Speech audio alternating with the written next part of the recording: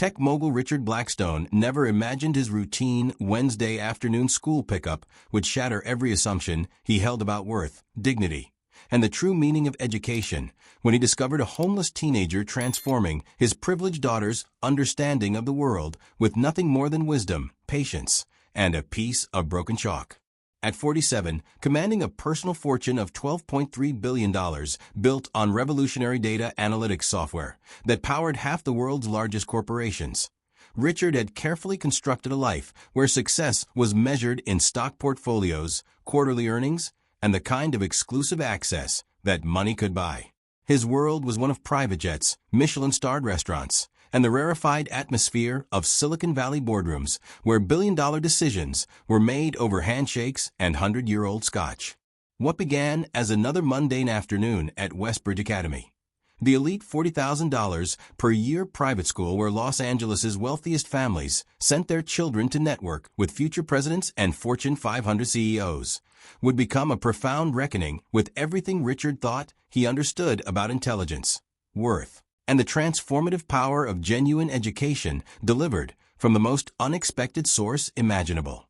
This is a story about what happens when privilege meets purpose, when assumptions collide with reality, and when a homeless teenage girl armed with nothing but extraordinary brilliance challenges a billionaire's entire worldview. It's about a father's journey from prejudice to understanding, a daughter's quest for authentic learning, and the unbreakable spirit of a young woman who refused to let circumstances define her destiny or diminish her capacity to change lives. Richard thought he was protecting his daughter from the dangers of the outside world. Maya Johnson, a 16-year-old living in a downtown tent encampment, was about to teach both father and daughter that the greatest education doesn't come from the most expensive institutions, but from teachers who understand that true knowledge is meant to be shared freely, regardless of the circumstances that brought them to that moment of connection. Before we dive into this incredible story that will restore your faith in humanity and show you the true meaning of education, hit that subscribe button and ring the notification bell. Trust me, you don't want to miss stories like this where prejudice meets its match and humanity triumphs in the most unexpected way. And let me know in the comments. Have you ever had someone unexpected completely change your entire perspective on life?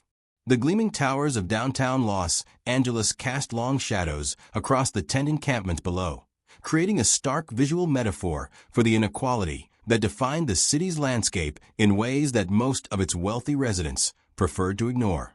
23 miles away, nestled in the manicured hills of Pacific Palisades, Westbridge Academy occupied 15 pristine acres, where the children of entertainment moguls, tech billionaires, and financial titans received what their parents believed was the finest education money could buy. Richard Blackstone's relationship with his 12-year-old daughter Emma had become increasingly strained since his divorce from socialite Amanda Worthington 2 years earlier. The custody arrangement that gave him Emma every Wednesday and alternating weekends felt more like scheduled business meetings than genuine father-daughter bonding, especially when those precious hours were constantly interrupted by urgent calls from his software empire that demanded immediate attention from its founder and CEO. Emma struggled academically despite every possible advantage that $12 billion could provide. Private tutors charged $500 per hour to help her with mathematics that somehow remained incomprehensible despite their Ivy League credentials and proven track records with other wealthy students. Educational consultants flew in from Switzerland to assess her learning style and recommend specialized programs that cost more than most families' annual income. The irony was crushing for a man whose fortune had been built on algorithms and data analysis. His own daughter couldn't grasp basic mathematical concepts that formed the foundation of his professional success. Emma's report cards arrived with the frequency and impact of small explosions, each one documenting another quarter of academic struggle despite the astronomical investment in her education. Richard's Wednesday routine had become as predictable as his company's quarterly earnings reports. He would leave his Malibu office at exactly 2:45 p.m., slide behind the wheel of his midnight black Bentley Bentayga, and navigate the 40-minute drive to Westbridge Academy while fielding conference calls about market expansion and competitive analysis. The drive gave him time to mentally prepare for another awkward pickup, where Emma would climb silently into the passenger seat, her academic struggles hanging between them like an unspoken accusation. Maya Johnson's Wednesday routine began at 4:30 a.m. in a tent city beneath the concrete overpass where Interstate 110 crossed Olympic Boulevard. She would carefully fold her sleeping bag and store her few possessions in a backpack that had seen better years. Then begin the 6-mile walk to Jefferson High School that would take her through neighborhoods where most residents worked multiple jobs just to afford rent in one-bedroom apartments they could barely call home. At 16, Maya carried herself with the quiet dignity of someone who had learned that survival required both inner strength and outward grace. Her school clothes were always clean despite being washed in gas station restrooms. Her homework was always completed despite studying under streetlights when the tent became too dark. And her perfect attendance record stood as a testament to her unwavering belief that education remained the only path to something better. The mathematical concepts that stumped Emma despite expensive tutoring came naturally to Maya, who had taught herself advanced calculus using library books and online resources accessed during stolen moments at public computers. Her mind worked through complex problems with the elegance of someone who understood that numbers told stories about the world, revealing patterns and possibilities that could unlock doors currently barred by circumstance. Maya's mother, Dr. Sarah Johnson, had been a mathematics professor at USC before pancreatic cancer consumed both her body and the family's finances.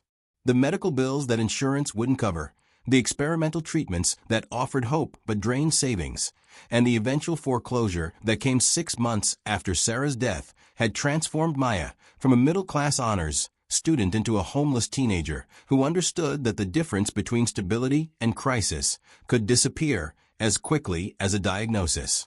The weekly intersection of these two vastly different worlds began by accident 3 months earlier, when Maya discovered that the fence surrounding Westbridge Academy's perfectly manicured grounds contained a small gap where she could sit and complete homework while enjoying the peace of the beautiful campus. The irony wasn't lost on her that she found more serenity outside the fence of an elite private school than anywhere in the chaotic environment of her temporary living situation. Emma had noticed the girl by the fence during her mandatory study hall periods, when struggling students were sent outside to benefit from fresh air while contemplating their academic challenges. What struck Emma immediately was how the homeless girl seemed to understand mathematical concepts that Emma's expensive tutors couldn't make comprehensible despite their impressive credentials and proven methodologies. The conversation started innocently enough, Emma asking through the fence if Maya could explain why fractions seemed to change their meaning depending on the problem. Maya's response revealed not just mathematical competence, but a gift for teaching that transformed abstract concepts into concrete understanding through analogies that made perfect sense to a 12-year-old mind struggling with academic confidence. What neither girl realized was that their weekly tutoring sessions through the chain-link fence were about to collide with Richard Blackstone's growing frustration over his daughter's continued academic struggles, setting the stage for a confrontation that would expose the vast difference between expensive education and genuine learning, between privilege and wisdom, between assumptions and reality. The stage was set for a moment that would change 3 lives forever.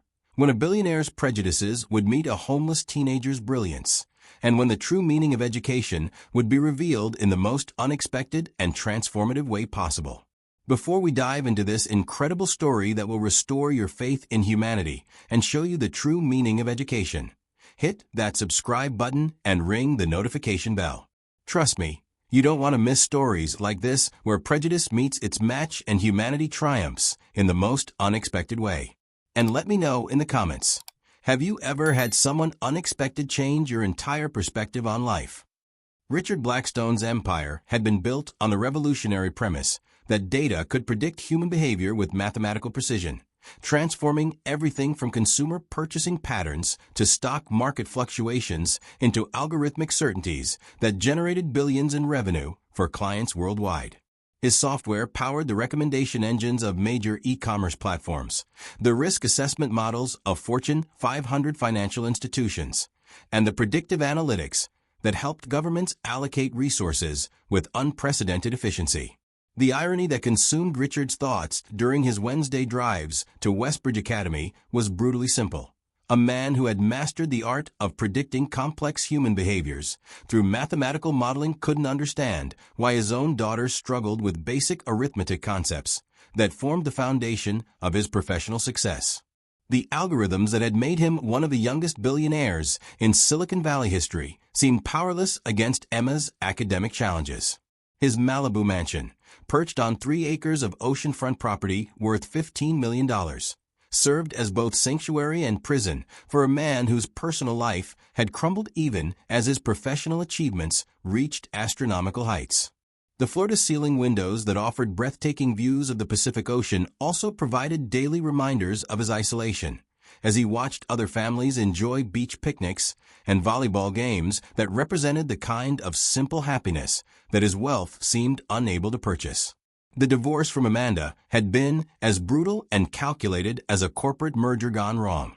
She had demanded half of everything, claiming that her social connections and charity work had been instrumental in building his business reputation among Los Angeles' elite circles. The settlement had cost him $400 million, but the real price was measured in custody arrangements that reduced his relationship with Emma to scheduled interactions that felt more like business meetings than father-daughter bonding. Emma's academic struggles had become the central source of tension in their already fragile relationship. Despite attending Westbridge Academy, where the student-to-teacher ratio was an enviable 8-to-1 and every classroom featured state-of-the-art educational technology, Emma's grades continued to decline in direct proportion to the increasing investment in her education. The private tutors, educational consultants, and specialized learning programs had consumed over $200,000 in the past year alone, producing results that could charitably be described as disappointing. Dr. Margaret Thornfield, Emma's $500 per hour mathematics tutor, with a Ph.D. from Harvard and 15 years of experience with academically struggling children from wealthy families, had recently delivered the devastating assessment that Emma might have an undiagnosed learning disability that required even more specialized intervention. The recommendation came with a proposed treatment plan that would cost another $50,000 and involved removing Emma from regular classes for intensive one-on-one remediation. Richard's frustration stemmed not from the financial cost. Money had long ceased to be a meaningful constraint in his life, but from his growing suspicion that the educational establishment was exploiting his desperation as a father while failing to address the fundamental problem. Emma seemed perfectly intelligent in every other context, demonstrating creativity, emotional intelligence, and problem-solving skills that suggested her mathematical struggles were more about teaching methods than cognitive limitations. The Wednesday afternoon drives to Westbridge had become exercises in parental anxiety, as Richard wrestled with questions that his analytical mind couldn't solve through data analysis or algorithmic processing. How could a father who had revolutionized the way businesses understood complex patterns be unable to help his own daughter master multiplication tables? Why did every expert consultation result in more expensive recommendations, but no measurable improvement in Emma's confidence or competence? Emma, meanwhile, had developed a profound anxiety around mathematics that transformed every homework session into an emotional battlefield. The pressure of disappointing her brilliant father, combined with the humiliation of struggling with concepts that her classmates seemed to grasp effortlessly, had created a psychological barrier that made learning increasingly difficult. Each failed test reinforced her belief that she was somehow defective, despite her father's repeated assurances that intelligence came in many forms. The $40,000 annual tuition at Westbridge Academy bought access to educational philosophies that emphasized personalized learning and character development. But Emma increasingly felt like a failure in an environment where success was measured by standardized test scores and college preparation metrics. Her teachers were kind and supportive, but their expertise seemed inadequate to bridge the gap between Emma's obvious intelligence and her mathematical performance. What Richard didn't understand, what his privileged background had never forced him to learn, was that genuine education required more than expensive resources and credentialed expertise. The transformation Emma desperately needed wouldn't come from another high-priced intervention, but from a homeless teenager who understood that teaching was about connection, patience, and the ability to translate complex concepts into language that spoke to a student's particular way of understanding the world. The stage was set for a collision between Richard's faith in expensive solutions and Maya's natural gift for authentic teaching. A confrontation that would force a billionaire to confront the limitations of his worldview while discovering that true wisdom often came from the most unexpected sources. Maya Johnson's daily routine began in the pre-dawn darkness beneath the concrete overpass, where Interstate 110 crossed Olympic Boulevard. In a tent city that most Los Angeles residents pretended didn't exist despite driving over it twice daily during their commutes to air-conditioned offices and climate-controlled homes. At 4:30 a.m. sharp, she would carefully fold her sleeping bag and organize her few possessions with the methodical precision of someone who understood that survival required treating every belonging as precious and irreplaceable. The 6-mile walk to Jefferson High School took Maya through neighborhoods where working families struggled to afford rent in cramped apartments, past liquor stores protected by bulletproof glass, and laundromats that served as informal community centers for people whose lives existed on the margins of America's prosperity. She used this daily journey as study time, reviewing mathematical formulas and scientific concepts that she had memorized from library books, transforming what could have been dead time into productive learning that kept her mind sharp despite her circumstances. What distinguished Maya from her homeless peers wasn't just her unwavering commitment to education, but her extraordinary mathematical intuition that allowed her to understand complex concepts that stumped graduate students at prestigious universities. While other teenagers her age were posting selfies and streaming videos, Maya was teaching herself advanced calculus using torn textbooks she had rescued from dumpsters behind USC's mathematics building, where her mother had once been a beloved professor before cancer destroyed both her body and the family's financial stability. Dr. Sarah Johnson had been more than just Maya's mother. She had been her intellectual mentor, her moral compass, and her window into a world where knowledge was valued above material possessions and academic achievement represented the highest form of human accomplishment. Sarah's office at USC had been filled with awards recognizing her groundbreaking research in applied mathematics. But Maya remembered most clearly the way her mother's eyes lit up when explaining how mathematical principles governed everything from the spiral patterns of seashells to the orbital mechanics of distant galaxies. The cancer diagnosis had arrived like a mathematical proof of life's fundamental unfairness, sudden, irrefutable, and devastating in its logical progression from hope to despair.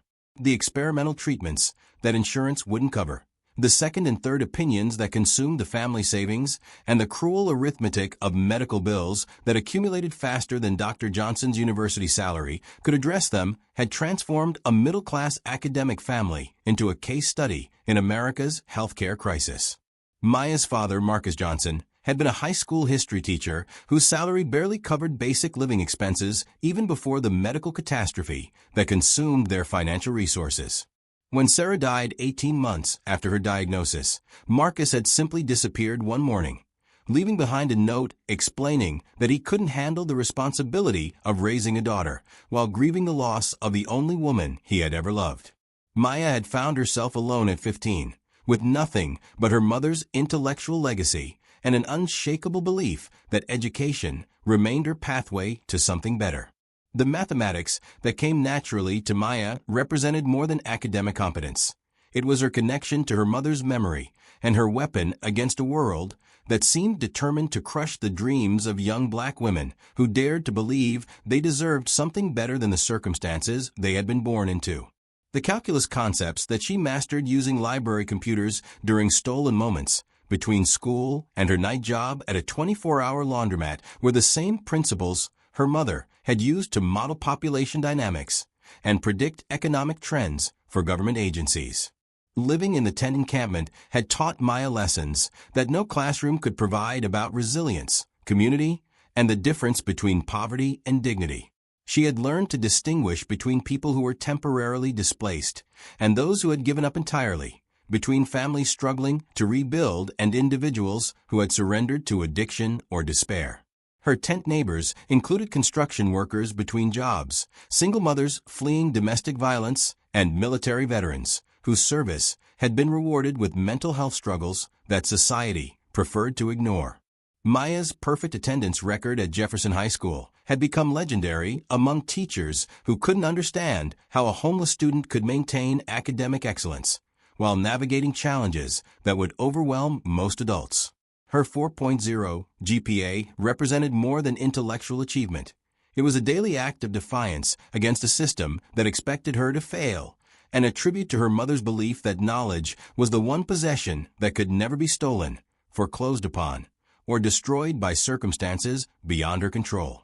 What Maya didn't realize was that her Wednesday afternoon tutoring sessions through the fence at Westbridge Academy were about to collide with a billionaire's frustration and a daughter's desperation, creating the conditions for a transformation that would change 3 lives forever. The chain-link fence that separated Westbridge Academy's manicured grounds from the public sidewalk had never been intended as a classroom. But for 3 months, it had served as the most effective educational environment Emma Blackstone had ever experienced.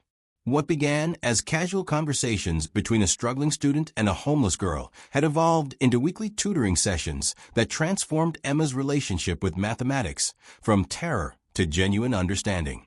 Maya's teaching method bore no resemblance to the expensive pedagogical approaches that Richard's hired experts employed with such disappointing results. Instead of overwhelming Emma with abstract concepts and standardized problem-solving techniques, Maya used analogies that connected mathematical principles to Emma's everyday experiences. Fractions became pizza slices shared among friends. Algebraic equations transformed into recipes where ingredients needed to be balanced, and geometric proofs evolved into logical arguments that Emma could follow and replicate. Think of it like this. Maya explained during one particularly breakthrough moment, her voice carrying the patient warmth that had been missing from Emma's expensive tutoring sessions. When you're trying to solve for X, you're basically playing detective. The equation gives you clues, and you have to figure out what number would make all the clues fit perfectly together. It's like solving a puzzle where math is the language the puzzle uses to talk to you. Emma's transformation was remarkable to witness. The anxious, defeated child who had dreaded every mathematics assignment began approaching problems with curiosity rather than fear. Her test scores improved dramatically, but more importantly, her confidence grew as she discovered that she wasn't intellectually defective. She had simply never encountered a teacher who could translate complex concepts into language that resonated with her particular way of understanding the world. The Wednesday afternoon sessions had developed their own rhythm and ritual. Emma would finish her mandatory study hall and walk to the fence where Maya waited with homework problems written on scraps of paper salvaged from various sources. Maya never asked about Emma's expensive private school or questioned why a wealthy student needed help from someone living on the streets. Instead, she focused entirely on the mathematical concepts, treating Emma with the same respect and attention that she gave to her own academic pursuits. What struck Emma most profoundly about Maya wasn't just her mathematical brilliance, but her genuine joy in sharing knowledge. Unlike the tutors who were paid handsomely to improve Emma's grades, Maya seemed to find authentic satisfaction in watching understanding dawn in another person's eyes. Teaching wasn't Maya's job, it was her calling, and that fundamental difference transformed every lesson into an experience of discovery rather than obligation. Emma began looking forward to Wednesdays with an enthusiasm that puzzled her teachers and would have amazed her father if he had bothered to notice. The girl who had once claimed to hate mathematics was now completing assignments ahead of schedule and volunteering to solve problems on the blackboard. Her newfound confidence extended beyond academics as she began asserting herself in other areas where she had previously felt inadequate. Maya, meanwhile, found in Emma not just a student, but a reminder of the academic dreams that her circumstances had forced her to defer but never abandon. Teaching Emma provided a glimpse of a life she might have led if cancer hadn't destroyed her family's stability, while also reinforcing her belief that education remained the most powerful tool for creating positive change in the world. Neither girl realized that their weekly meetings had been noticed by Westbridge Academy's security cameras, or that Richard Blackstone's growing frustration with Emma's expensive tutors was about to lead him to investigate any factor that might explain his daughter's recent academic improvement. The collision between Maya's authentic teaching and Richard's privileged assumptions was approaching with mathematical inevitability. If you're as amazed as I am by Maya's incredible strength, and as moved as I am by what Richard is about to do next, hit that subscribe button because this story is about to get even more incredible. The transformation that's coming will show you what happens when privilege meets purpose and wealth discovers wisdom. You won't want to miss how this ends.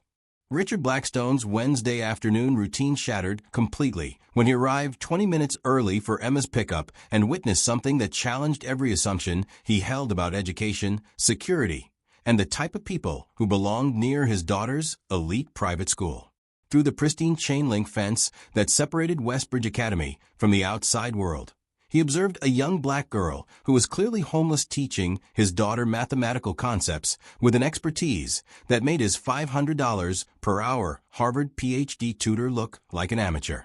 The scene unfolding before him defied rational explanation. Emma sat cross-legged on the perfectly manicured grass, completely absorbed in what appeared to be an advanced mathematics lesson being delivered by someone who looked like she hadn't eaten a proper meal in weeks. The homeless girl's clothes were clean, but obviously worn. Her backpack was held together with duct tape, and her shoes showed the kind of wear that came from walking long distances on concrete rather than riding in climate-controlled luxury vehicles. Richard's initial reaction was pure parental panic mixed with the kind of classist assumptions that his privileged upbringing had ingrained so deeply that he mistook them for logical thinking. His mind immediately jumped to the worst possible explanations.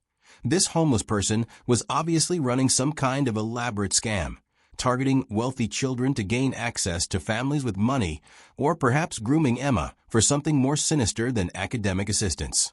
"Excuse me," Richard called out as he approached the fence, his voice carrying the authoritative tone that had intimidated corporate executives and government officials across 3 decades of business dealings.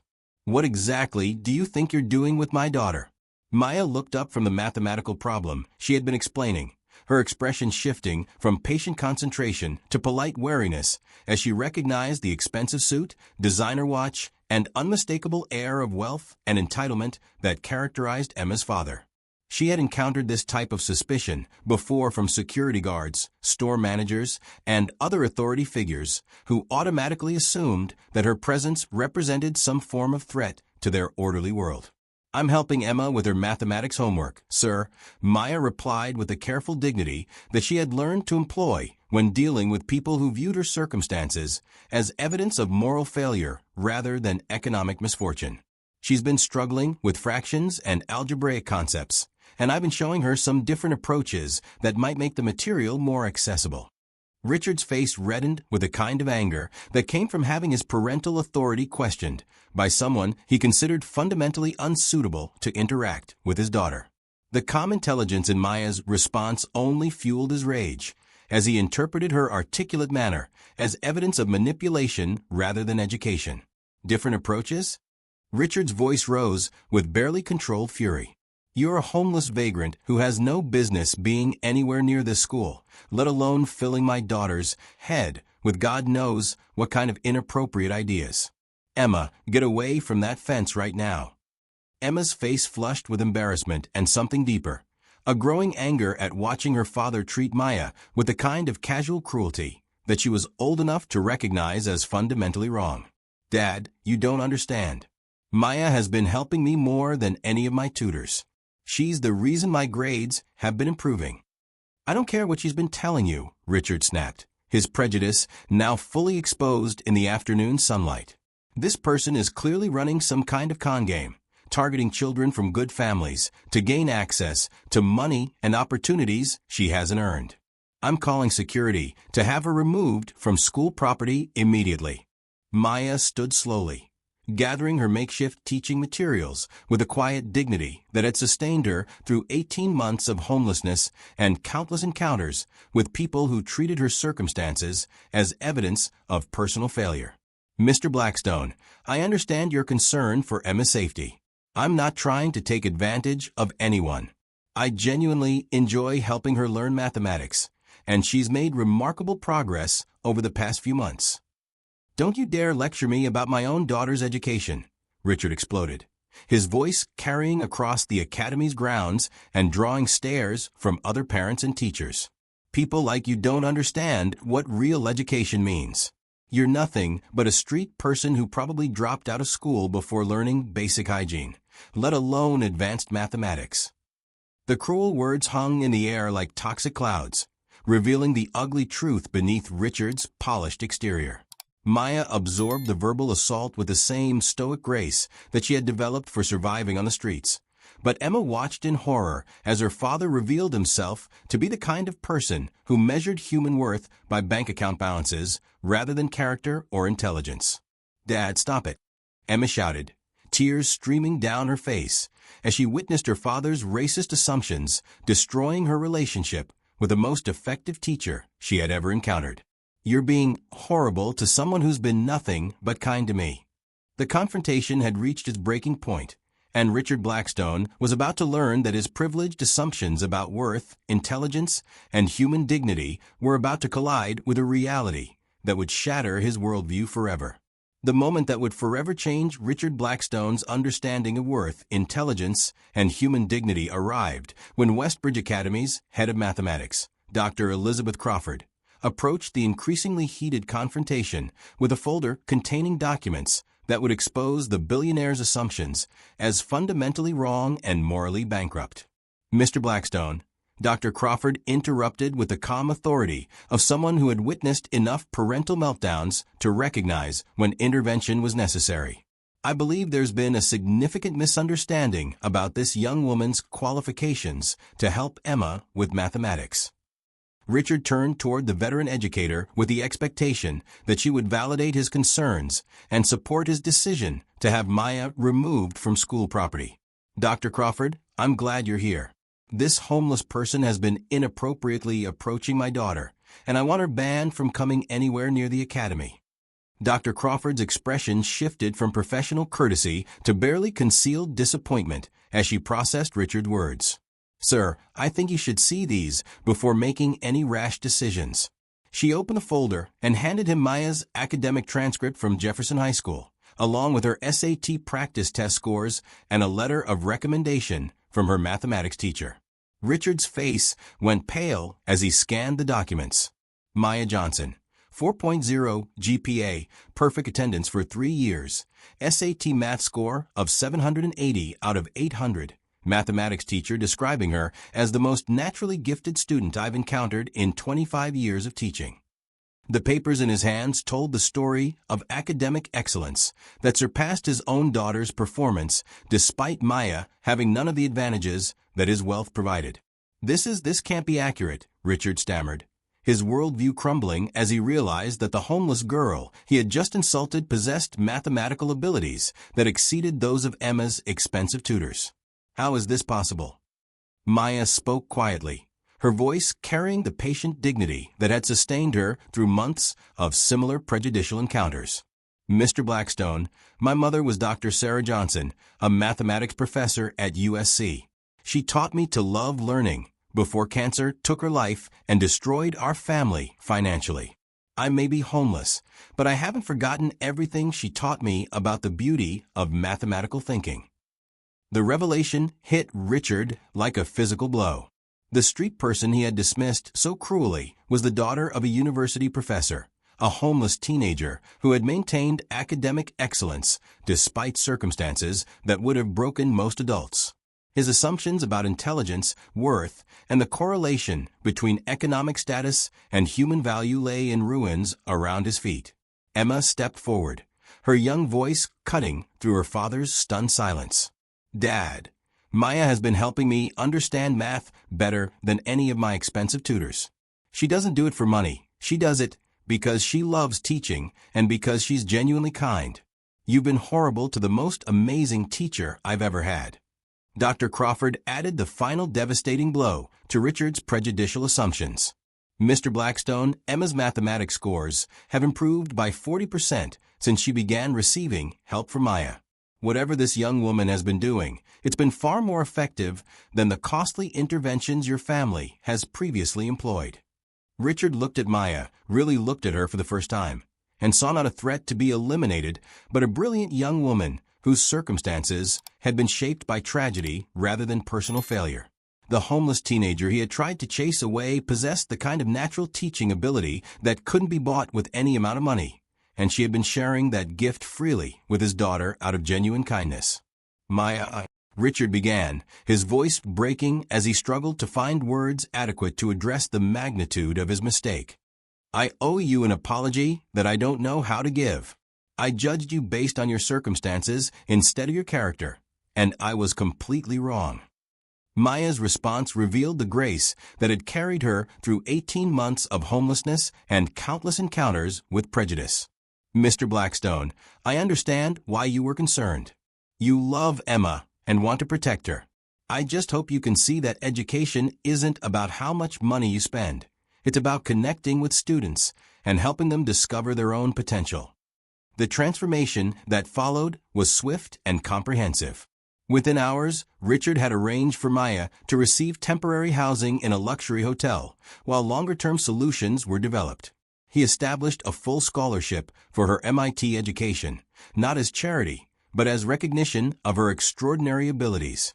Most importantly, he hired Maya as Emma's official mathematics tutor, paying her the same rate he had given the Harvard PhD who had failed to achieve what Maya accomplished through patience and genuine care. 6 months later, Maya Johnson walked across the MIT campus as a freshman on full scholarship, while Emma Blackstone had become one of Westbridge Academy's top mathematics students. Richard had established the Sarah Johnson Foundation for Educational Equity, providing scholarships and support for homeless students whose potential had been overlooked by a system that confused economic status with intellectual ability. This incredible true story shows us that brilliance exists everywhere, regardless of circumstances, and that sometimes the greatest teachers come from the most unexpected places. The way Maya maintained her dignity in the face of prejudice, and the way Richard found the courage to confront his own biases proves that it's never too late to learn and grow. If this story moved you like it moved me, smash that subscribe button for more amazing true stories of transformation and humanity triumphing over prejudice. What do you think about how quickly Richard changed his perspective? Share your thoughts in the comments below. Have you ever had someone completely unexpected teach you something life-changing? And remember, in a world where we're quick to judge by appearances, be like the person Richard became. Look for the brilliance in everyone and never underestimate the power of authentic education to change lives. This incredible true story shows us that genius comes in all forms, and that sometimes the greatest teachers are found in the most unexpected places. The way Maya maintained her dignity and the way Richard transformed his entire worldview proves that it's never too late to change and grow. If this story moved you like it moved me, smash that subscribe button for more amazing true stories of transformation and humanity triumphing over prejudice. What do you think about how quickly Richard changed his perspective? Share your thoughts in the comments below. Have you ever had someone completely unexpected teach you something life-changing? And remember, in a world where we're quick to judge by appearances, be like the person Richard became. Look for the brilliance in everyone and never underestimate the power of education to change lives.